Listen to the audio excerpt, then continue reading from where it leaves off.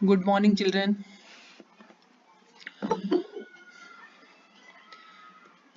तो कल हम लोग स्टार्ट किए थे ऑर्गेनिज्म एंड पॉपुलेशन, तो आज इसको कंटिन्यू करेंगे।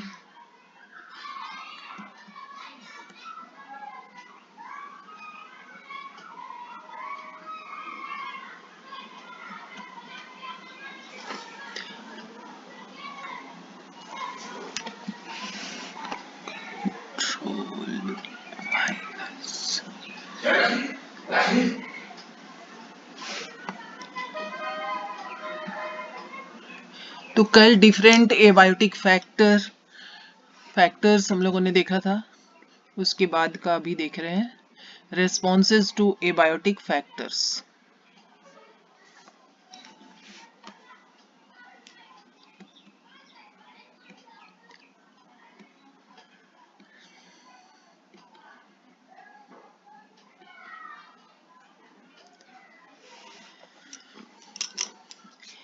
तो आप फील करते हो कि मौसम चेंज करता है, सीजन चेंज करता है, कभी टेम्परेचर बहुत ज़्यादा हो जाता है, कभी टेम्परेचर बहुत कम हो जाता है, कभी बारिश बहुत कम हो रही है, कभी बहुत ज़्यादा हो रही है। तो इस तरह से ह्यूमिडिटी, टेम्परेचर, इसमें वेरिएशन आते रहता है। इस तरह से कई एक चेंजेस आते हैं हमारे सराउंडिंग में और उसे हमें फेस करना पड़ता है। तो उसको फेस करने के लिए ऑर्गेनिज्म क्या कर सकता है, उसके बारे में हम लोग डिस्कस करने जा रहे हैं। सबसे पहला कैटेगरी है रेगुलेट। ठीक है, ये रेगुलेट क्या होता है देखिए। According to evolutionary biologists, success of mammals are due to, कह रहा है कि अदर ऑर्गेनिज्म की तुलना में, अदर क्लासेस की तुलना में, अदर फाइलम की तुलना में मैमेलिया क्लास जो है वो ज्यादा सक्सेसफुल है, ज्यादा अच्छे से सरवाइव कर सकता है। और इसके पीछे कारण क्या है, तो ये देख रहे हैं due to their ability to maintain constant body temperature. तो कह रहा है कि ज्यादा सक्सेसफुली सरवाइव कर पा रहा है मैमेलिया, और उसके पीछे का कारण है, एक सेकेंड रुकना, दिख नहीं रहा मुझे।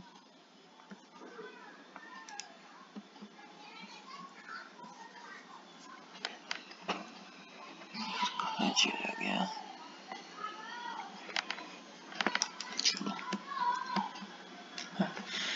तो उसके पीछे का कारण है कि ये कांस्टेंट बॉडी टेम्परेचर मेंटेन करते हैं। तो हमें सीधा सा देखना है कि जो कांस्टेंट बॉडी टेम्परेचर मेंटेन करके रखने की क्षमता रखता है उसी को हम रेगुलेट की कैटेगरी में रखते हैं, so that they can survive in Antarctica और इन सहारा डेजर्ट। तो अंटार्कटिका में समझते हैं कि आइस पाया जा रहा है, बहुत ही कोल्ड क्लाइमेटिक कंडीशन होगा वहां। तो ह्यूमन बीइंग या कोई भी मैमल्स वहां भी सरवाइव कर रहा है, काफी कोल्ड है सराउंडिंग उसका। दूसरी तरफ देख रहे हैं काफी हॉट सराउंडिंग है, सहारा डेजर्ट, काफी ज्यादा टेम्परेचर है, और वहां भी मैमल्स सरवाइव करते हैं। तो हर एक कंडीशन में, चाहे बहुत ही लो टेम्परेचर हो या बहुत हाई टेम्परेचर हो, हर जगह मैमल्स सक्सेसफुली सरवाइव कर रहे हैं।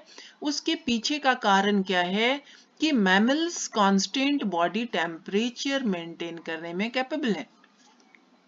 इन summer we maintain constant body temperature by evaporative cooling of sweat. तो गर्मी के दिनों में क्या होता है, स्वेटिंग होती है, पसीना निकलता है, और वो स्वेट ड्रॉपलेट्स जो हमारे बॉडी सरफेस पर, हमारे स्किन पर हैं, थोड़ी देर में वो इवेपोरेट हो जाते हैं, वाटर चेंज हो जाता है वाटर वेपर में और एटमॉस्फेयर में चला जाता है। तो वाटर को वाटर वेपर में चेंज करने के लिए हीट चाहिए होगा, टेम्परेचर चाहिए होगा, और वो हीट हमारे बॉडी सरफेस से लिया जा रहा है, स्किन से लिया जा रहा है, जिसके चलते कि जब स्वेट ड्रॉपलेट्स का इवेपरेशन हो जाएगा तो हमारा बॉडी सरफेस कूल हो जाता है। तो ज्यादा गर्मी लगती है तो स्वेटिंग होता है, और ये तरीका अपनाता है हमारा बॉडी उस स्वेट ड्रॉपलेट्स का इवेपरेशन करके हमारे स्किन सरफेस को कूल बना देता है।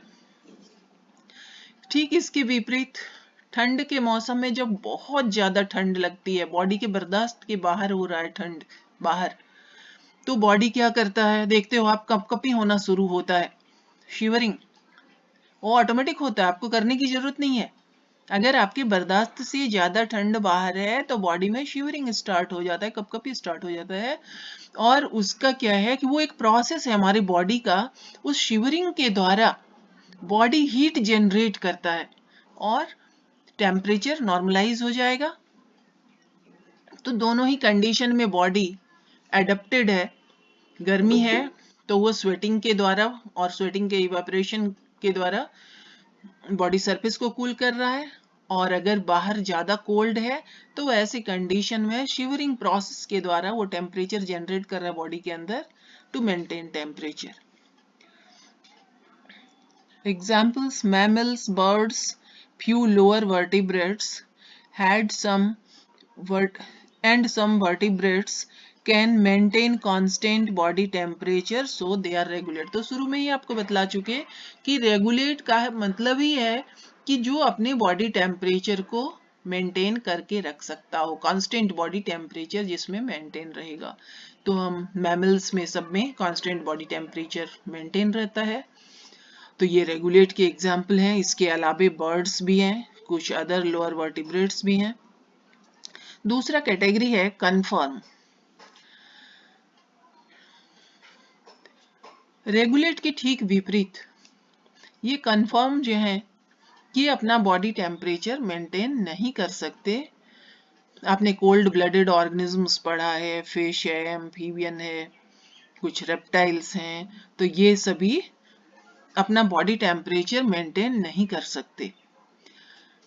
तो क्या होगा इनके बॉडी के टेम्परेचर का, सराउंडिंग के बॉडी के टेम्परेचर के अकॉर्डिंगली इनका बॉडी का टेम्परेचर वेरी करता है। वेरिएबल बॉडी टेम्परेचर है, नॉट कांस्टेंट। तो बॉडी टेम्परेचर अगर सराउंडिंग का टेम्परेचर लो हो गया तो लो हो जाएगा बॉडी टेम्परेचर, सराउंडिंग का टेम्परेचर अगर हाई है तो हाई हो जाएगा। तो ऐसे ऑर्गेनिज्म को हम कन्फॉर्म कहते हैं। To regulate body temperature is energetically expensive. हाँ, तो दूसरा सवाल ये उठता है कि जब मैमल्स, बर्ड्स ये सब अपने बॉडी टेम्परेचर को कांस्टेंट रख पा रहे हैं, मेंटेन कर पा रहे हैं, तो जिस समय इवोल्यूशन हो रहा था ये कन्फॉर्म वाले भी क्यों नहीं इस तरह का इवॉल्व कर लिए अपने आप को कि इनका भी बॉडी टेम्परेचर कांस्टेंट रहता। तो इसके जवाब में कह रहा है कि अगर एसी लगा हुआ है गर्मी के दिन में तो ज्यादा कंफर्टेबल फील करेंगे, नॉर्मल टेम्परेचर मेंटेन करने की कोशिश करेंगे। और अगर ठंडे का मौसम है तो रूम हीटर की मदद से हम कंफर्टेबल फील करने की कोशिश करते हैं। लेकिन आपको पता है कि अपने देश में अधिकांश जनता ऐसी है जिसको 2 वक्त की रोटी के लिए बहुत ही संघर्ष करना पड़ता है। एक दीपक जल जाए घर में तो ये भी काफी होता है, कई ऐसे घर भी मिलेंगे। तो कहाँ से इतना खर्चा करेगा, इतना बिजली लाएगा, इतना पैसा लाएगा कि रूम हीटर ले रहे हैं और एसी ले रहे हैं। तो ये खर्चीला प्रोसेस है, सबके बस का नहीं है। रोटी, कपड़ा और मकान से की आवश्यकता की पूर्ति करने के बाद जिसके पास एक्सेस मनी है वही इसको मेंटेन कर सकता है। तो ठीक वही बात यहाँ है, यहाँ पैसे खर्च करने की बात है और इस केस में एनर्जी खर्च करने की बात है। तो बॉडी टेम्परेचर कांस्टेंट अगर मेंटेन करना है तो उसके लिए हमें एनर्जी खर्च करने की आवश्यकता होती है, ज्यादा एनर्जी खर्च करना पड़ता है, तभी हमारा बॉडी टेम्परेचर कांस्टेंट होता है। और इतना ज्यादा एनर्जी इन ऑर्गेनिजम्स के पास यानी कन्फॉर्म वाले के पास नहीं होता कि वो स्पेंड कर सके बॉडी टेम्परेचर कांस्टेंट मेंटेन करने के लिए, इसलिए इनका सराउंडिंग के अकॉर्डिंगली बॉडी टेम्परेचर वेरी करता है। तो to regulate body temperature is energetically expensive, therefore body temperature and osmotic concentration of body fluid. अब अगर एक्वेटिक ऑर्गेनिज्म की बात करें तो ऑर्गेनिज्म पानी में रह रहा है तो कुछ ऑस्मोटिक कंसंट्रेशन उस ऑर्गेनिज्म के बॉडी का भी होगा और जिस वाटर में वो रह रहा है उस वाटर का भी कंसंट्रेशन होगा। तो जिस तरह से अभी हमने आपको बतलाया कि सराउंडिंग के टेम्परेचर के अकॉर्डिंगली बॉडी का टेम्परेचर वेरी कर रहा है कन्फॉर्म के केस में, ठीक उसी तरह से इसके बॉडी के ऑस्मोटिक कंसंट्रेशन भी वेरी करेंगे इसके सराउंडिंग वाटर के ऑस्मोटिक कंसंट्रेशन के अकॉर्डिंगली। तो हीट लॉस और heat gain is function of surface area, ये बहुत इंपॉर्टेंट क्वेश्चन है। ठीक है, कह रहा है कि किसी के बॉडी से कितनी ज्यादा मात्रा में या किस रेट पर, हाई रेट पर या लो रेट पर हीट का लॉस होगा या हीट का गेन होगा, ये डिपेंड करेगा बॉडी के सरफेस एरिया पर। कहने का मतलब ये है कि जिसका बॉडी का सरफेस एरिया ज्यादा होगा उसके बॉडी से ज्यादा फास्ट रेट पर हीट लॉस होगा, सराउंडिंग में चला जाएगा।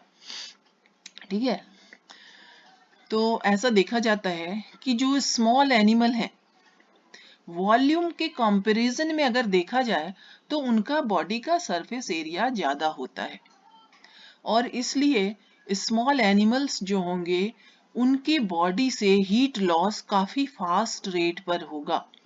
तो ठंडे प्रदेश में जहां बर्फ जमा रहता है तो सराउंडिंग टेम्परेचर बहुत कम है और उसकी तुलना में इस छोटे ऑर्गेनिज्म के बॉडी का टेम्परेचर ज्यादा होगा और सरफेस एरिया चूंकि वॉल्यूम की तुलना में इनका ज्यादा होता है इसलिए फास्ट रेट पर इनके बॉडी से टेम्परेचर लूज होता रहेगा और उस टेम्परेचर को मेंटेन करने के लिए फिर बॉडी में मेटाबॉलिक एक्टिविटीज होगा, काफी मेहनत करना पड़ेगा ताकि और एनर्जी मेंटेन करे, तो इससे परेशानी होगी। तो यही कारण है कि छोटे एनिमल्स ज्यादातर ऐसे जगहों में नहीं पाए जाते जहां बाहर काफी लो टेम्परेचर होता है। तो इसको देखते हैं। तो therefore heat loss is very fast in these animals, इसे और ऊपर से लेते हैं। स्मॉल एनिमल्स लाइक श्रियूज, आपसे क्वेश्चन पूछता है कि ये small animals like shrews and humming bird, ये बहुत काफी छोटे छोटे होते हैं, हमिंग बर्ड अंगूठे के साइज के लगभग होते हैं। तो shrews and humming birds have larger surface area in comparison to body volume, कहे ये काफी छोटे होते हैं तो इनका सरफेस एरिया बॉडी का वॉल्यूम की तुलना में काफी ज्यादा होता है। इसके चलते क्या होगा इन ऑर्गेनिजम्स का, therefore heat loss is very fast, इस ऑर्गेनिज्म में यानी श्रियूज और हमिंग बर्ड के बॉडी से काफी फास्ट रेट पर हीट बाहर निकल निकल के सराउंडिंग में जाता रहेगा। कब, जब आउटसाइड कोल्ड है, तो बर्फीले प्रदेश में आउटसाइड कोल्ड होगा ही।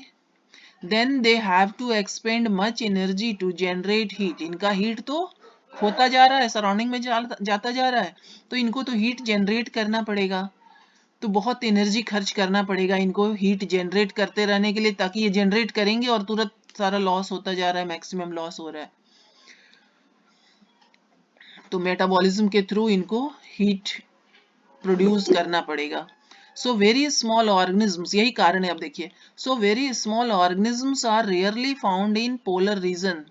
तो आपके लिए क्वेश्चन क्या बनेगा इससे कि small animals like shrews and humming birds are rarely found in polar regions, why. ठीक है, तो कारण आप समझ गए कि इनका बॉडी सरफेस या सरफेस एरिया बॉडी का ज्यादा है इन कंपैरिजन टू वॉल्यूम, और ज्यादा सरफेस एरिया मतलब ज्यादा हाई रेट पर हीट लॉस होगा बॉडी से। उस हीट लॉस को मेकअप करने के लिए मेटाबॉलिक एक्टिविटीज के द्वारा काफी एनर्जी इनको खर्च करना पड़ेगा, तो ऐसे जगह में इनके लिए रहना मुश्किल है, सरवाइव करना, तो ऐसे जगहों में ये छोटे छोटे एनिमल्स नहीं पाए जाते। Some species have evolved regulating ability, अब कुछ है पार्शियल रेगुलेटर, पार्शियल का मतलब समझ ही रहे हो आंशिक रूप से, तो कुछ हद तक वो रेगुलेट कर पा रहे हैं यानी टेम्परेचर मेंटेन कर पा रहे हैं टेम्पोररी थोड़े समय के लिए, लेकिन परमानेंट रूप से वो रेगुलेटर नहीं है, बाकी समय वो कन्फॉर्म की तरह एक्ट करते हैं, तो ऐसे को हम पार्शियल रेगुलेटर कहते हैं।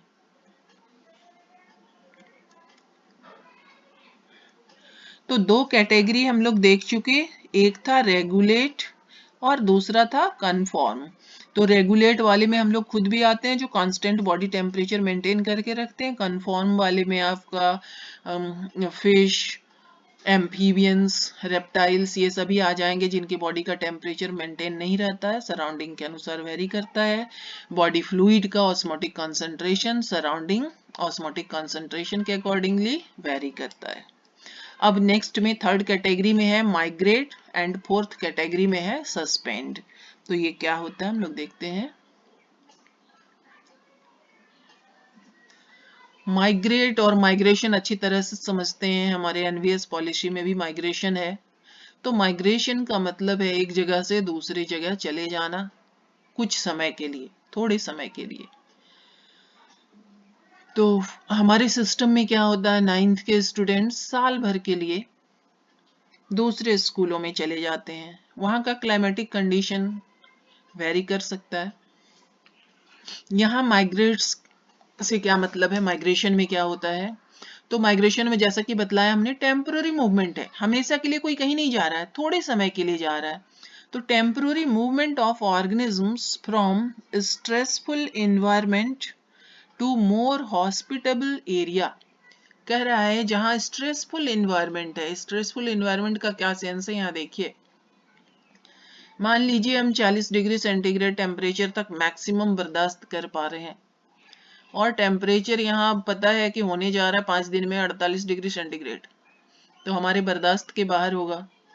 तो जहाँ 40 डिग्री के आसपास टेम्परेचर मिलता है, हमारी बुद्धिमानी उसी में होगी कि वैसे जगह पर हम मूव कर जाएं। तो बर्ड्स ऐसा ही करते हैं।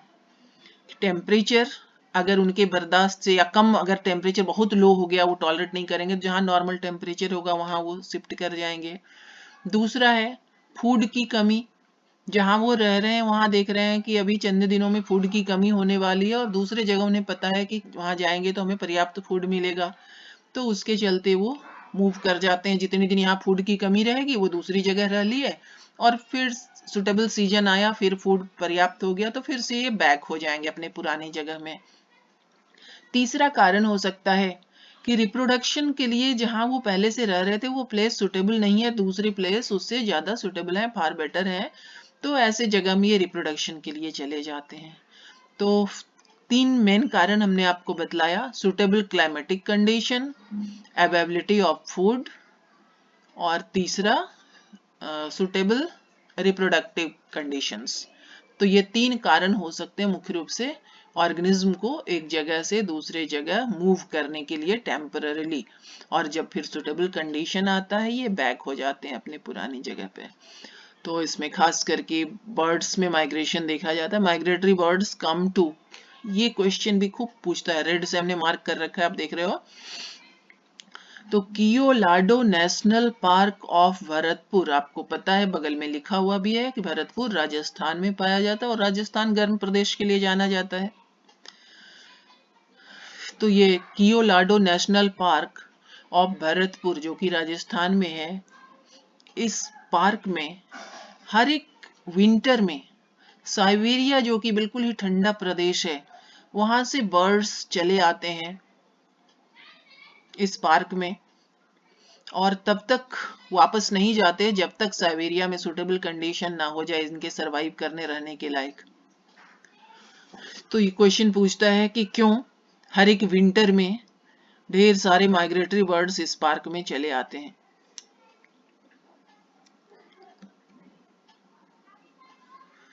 नेक्स्ट है सस्पेंड।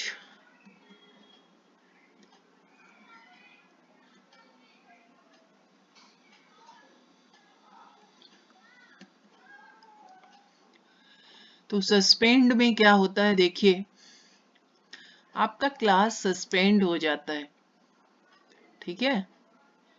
मान लीजिए किसी कारण से आज हम क्लास नहीं ले पाते तो हम आपको मैसेज भेजते कि क्लास सस्पेंड है, मतलब थोड़ी देर के लिए हमने क्लास रोका है, सिर्फ आज भर के लिए रोका है, कल से फिर काम होगा, कल से फिर पढ़ाई होगी। उसी तरह से सस्पेंड का मतलब है थोड़े समय के लिए कुछ रुक गया है काम। तो देखिए यहाँ क्या होता है सस्पेंड में, thick walled spores of bacteria, fungi and some other lower plants, क्या कर रहे हैं ये बैक्टीरिया, फंजाई या कुछ लोअर प्लांट्स किसी स्ट्रक्चर के चारों तरफ एक थिक वॉल डेवलप करते हैं, स्पोर्स का फॉर्मेशन हो गया, इसी को स्पोर कहते हैं, थिक वॉल्ड स्ट्रक्चर। और थिक वॉल्ड यानी इसके ऊपर जो क्लाइमेटिक कंडीशन, एडवर्स कंडीशन है, उसका प्रभाव नहीं पड़ेगा। तो कह रहा है thick walled spores of bacteria, fungi and some lower plants help to tide over unfavourable conditions. आपके लिए अनफेवरेबल कंडीशन, अभी ठंड का मौसम आ रहा है तो क्या करते हो, पूरे ठंड भर स्वेटर पहनते हो, कोट पहनते हो, जैकेट जो भी है, रजाई यूज करते हो, ब्लैंकेट यूज करते हो, है ना।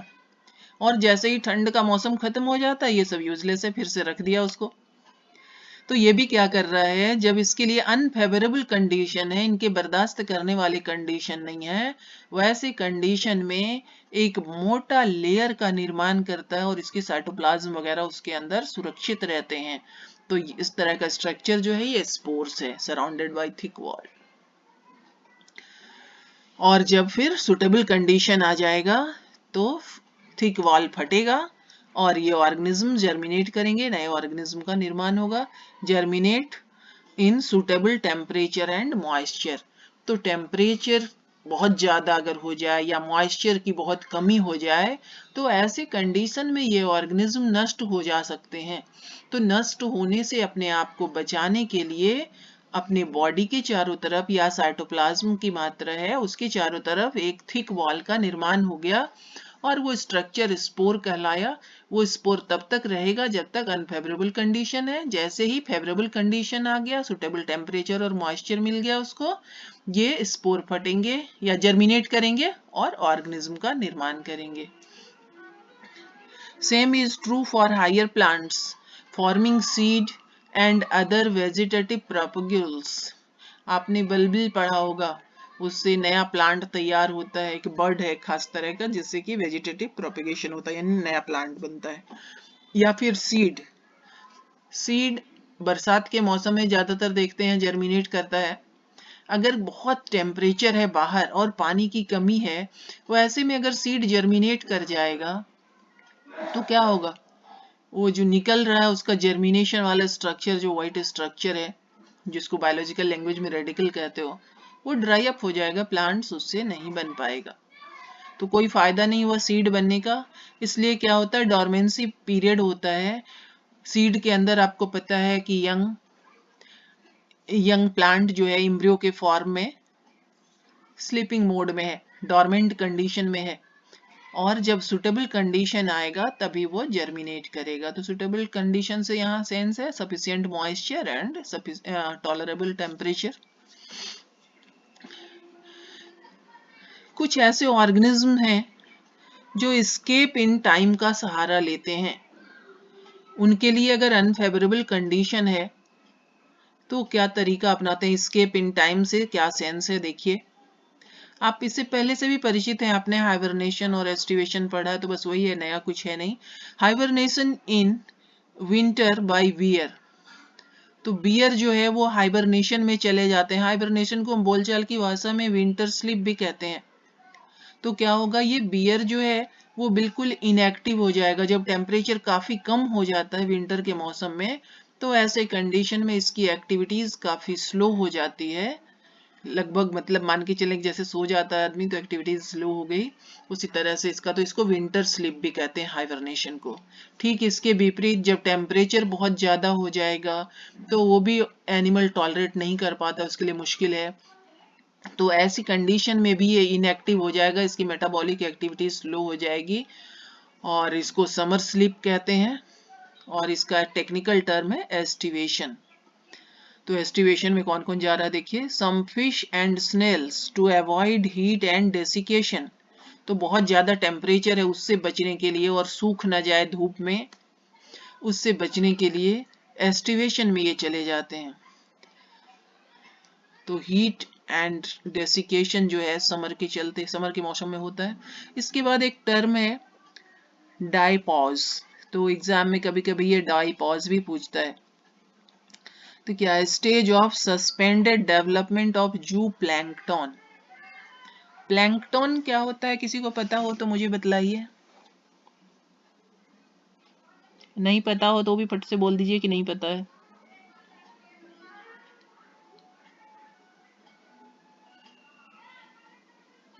बोलो। नहीं पता नहीं। ठीक, चलो कोई बात नहीं। पानी के सरफेस पर जो फ्लोट करते रहते हैं उसको हम प्लैंकटन बोलेंगे, ठीक है। तो प्लैंकटन दो तरह के होंगे। ये पानी के सरफेस पर फ्लोट करने वाले प्लांट्स भी हो सकते हैं या एनिमल्स भी हो सकते हैं। अगर प्लांट्स फ्लोट कर रहा है पानी के सरफेस पर तो फाइटोन मीन्स प्लांट होता है, आप जानते ही हो। तो ऐसे प्लैंकटन को हम फाइटोप्लैंकटन बोलेंगे। और जून एनिमल के लिए टर्म यूज करते हैं, जूलॉजी, है ना। तो अगर ये प्लैंकटन एनिमल है, पानी के सरफेस पे फ्लोट कर रहा है, छोटे छोटे एनिमल्स पानी सरफेस पे फ्लोट कर रहे हैं, तो इनको भी हम प्लैंकटन बोलेंगे। तो इनके लिए हम जू प्लैंकटन टर्म यूज करेंगे। तो प्लैंकटन क्या हुआ ये समझ गए। जू प्लैंकटन का मतलब समझ गए, ऐसे छोटे छोटे एनिमल्स जो पानी सरफेस पर फ्लोट करते रहेंगे। स्विमिंग जरूरी नहीं है, स्विमिंग की बात होती तो प्लांट नहीं आता फिर उसमें। फ्लोट करना और स्विम करना दोनों में अंतर है ना। पत्ता एक कोई गिर गया तो पानी पे फ्लोट करेगा, ना कि स्विमिंग करेगा। फिश स्विमिंग करती है। तो जू प्लैंकटन अगर है, इसके लिए अभी हम लोग डायपॉज की बात कर रहे थे। तो stage of suspended development of zooplankton species in unfavourable condition. तो सीधा सा मतलब है कि डायपॉज किसको हम कहते हैं, अनफेवरेबल कंडीशन अगर है तो जू प्लैंकटन का डेवलपमेंट रुक जाता है, इसी को हम डायपॉज कहते हैं। तो stage of suspended development of zooplankton species in unfavourable condition is called diapause. इतना तक में किसी को कहीं कोई दिक्कत हो तो बोलिए, कहीं कोई कंफ्यूजन।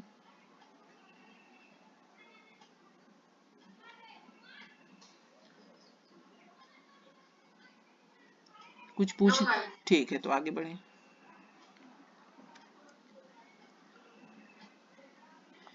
नेक्स्ट में अब हम लोग आते हैं एडेप्टेशन।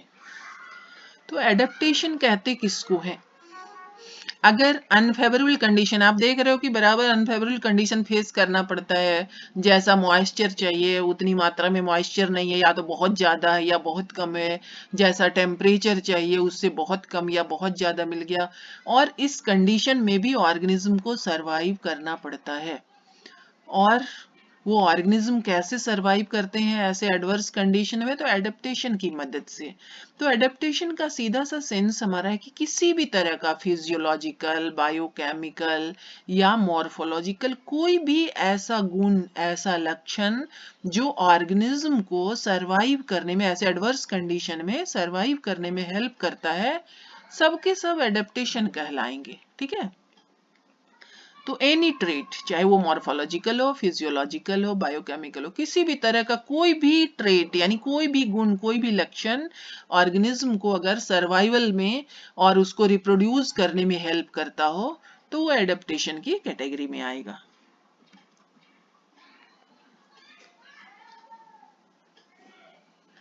तो any trait of organism which helps in its survival and reproduction in a habitat is called adaptation। तो समझ गए कि कोई भी ट्रेट जो कि उसको हेल्पफुल है सरवाइव करने में और रिप्रोड्यूस करने में उसके हैबिटेट में, हैबिटेट यानी जिस जगह वो रह रहे हैं। तो सबसे पहला एडेप्टेशन हमने लिया है फिजियोलॉजिकल।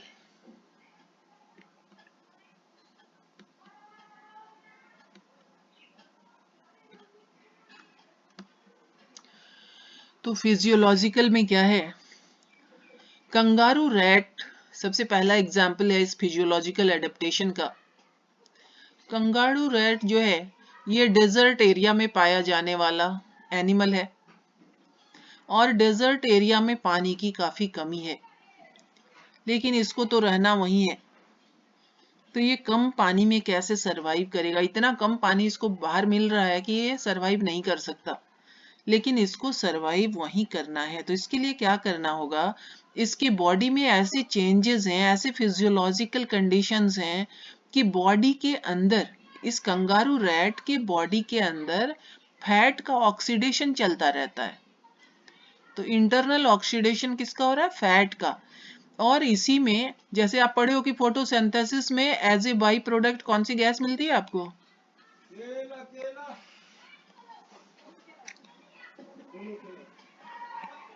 इतना टाइम लगाओगे? फोटोसिंथेसिस में बाय प्रोडक्ट कौन सी गैस मिलती है? ऑक्सीजन। ठीक उसी तरह से यहाँ जब फैट का इंटरनल ऑक्सीडेशन हो रहा है तो इससे बाय प्रोडक्ट के रूप में वाटर भी मिलता है। ठीक है, तो बॉडी के अंदर ही इसका वाटर प्रोड्यूस करने का फैक्ट्री हो गया। फैट का ऑक्सीडेशन चलता रहेगा और वाटर मिलता रहेगा इसको। तो इसको बाहर से वाटर नहीं भी मिल रहा है तो इसका काम चलेगा। तो एक तरीका तो ये अपनाता है।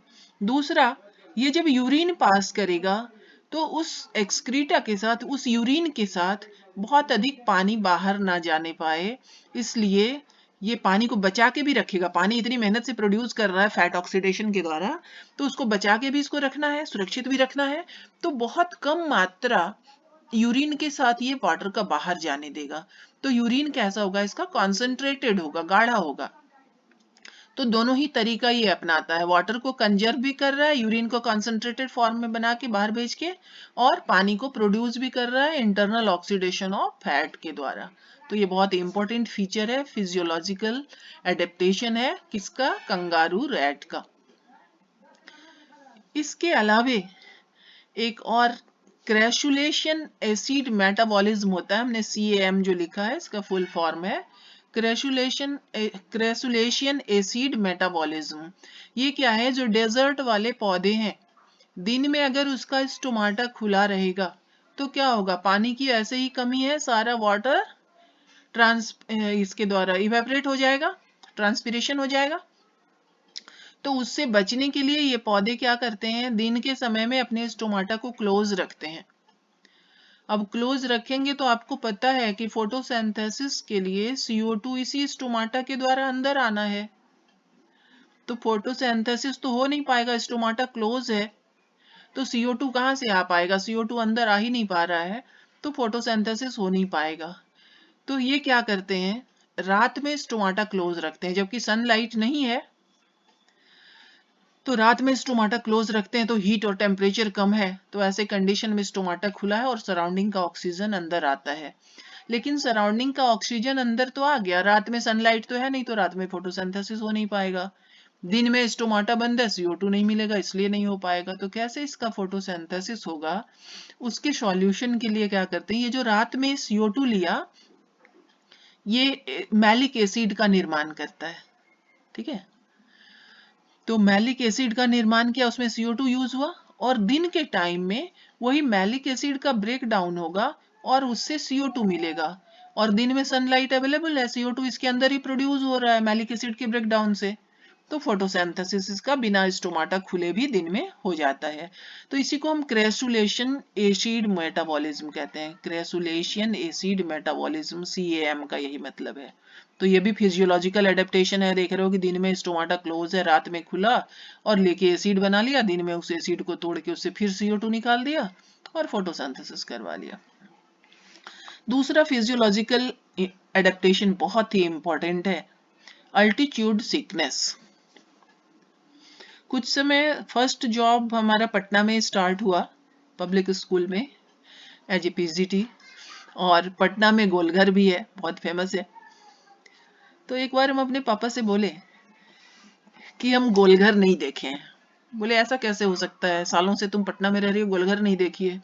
बोले गोलघर देखे तो है, उसके बगल से गुजरे हैं, रास्ता है, बस उतना ही देखे हैं, मुझे उसको चढ़ के देखना है, उसके ऊपर चढ़ना है।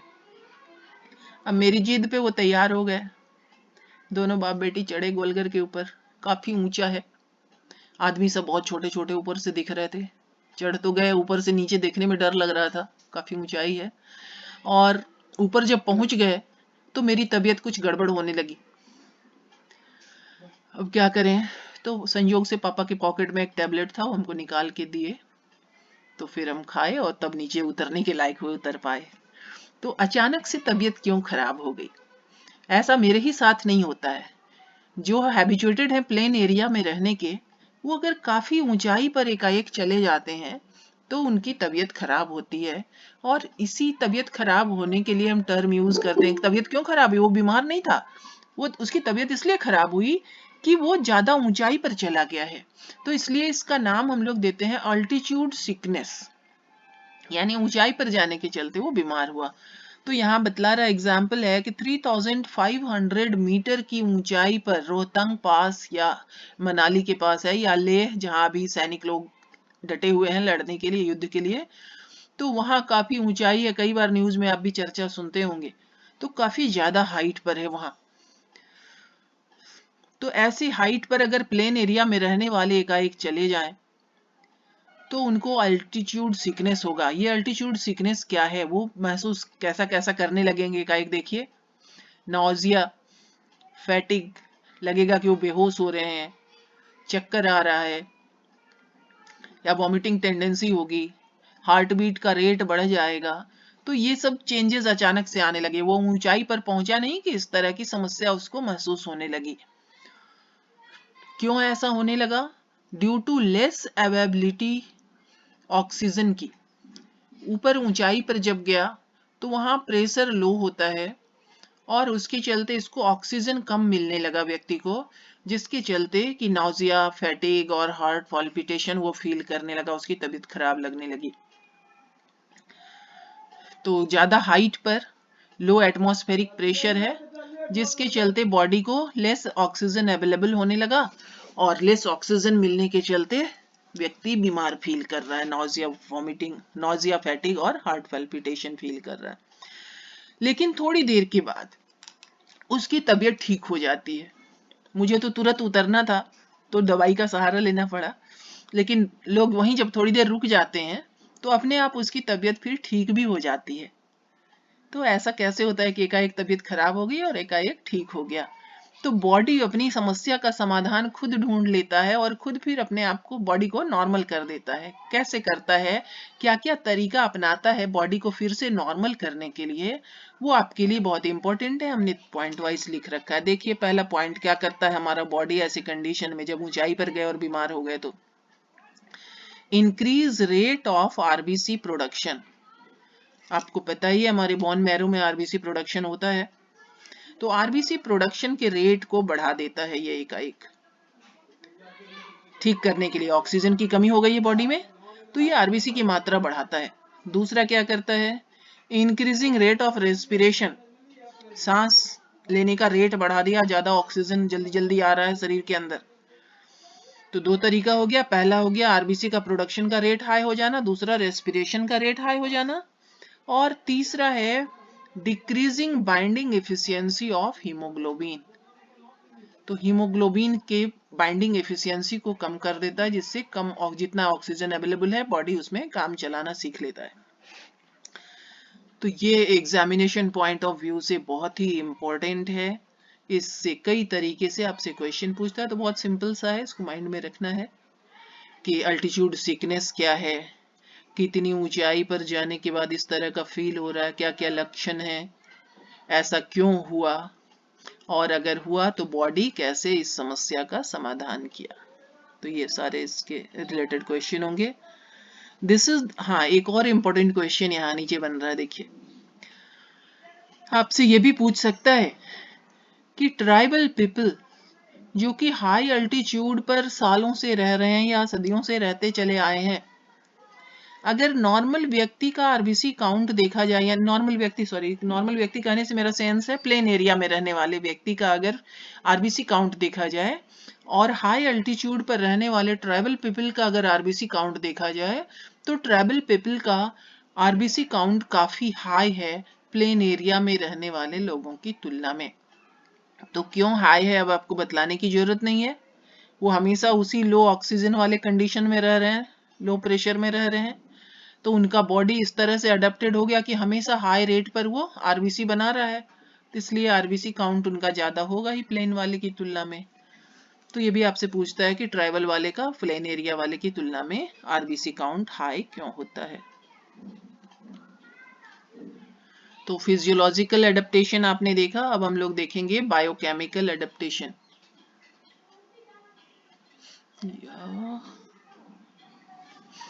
रहने दो, आज इतना ही टाइम हो गया है, ठीक, नेक्स्ट डे देखेंगे। Okay, thank you.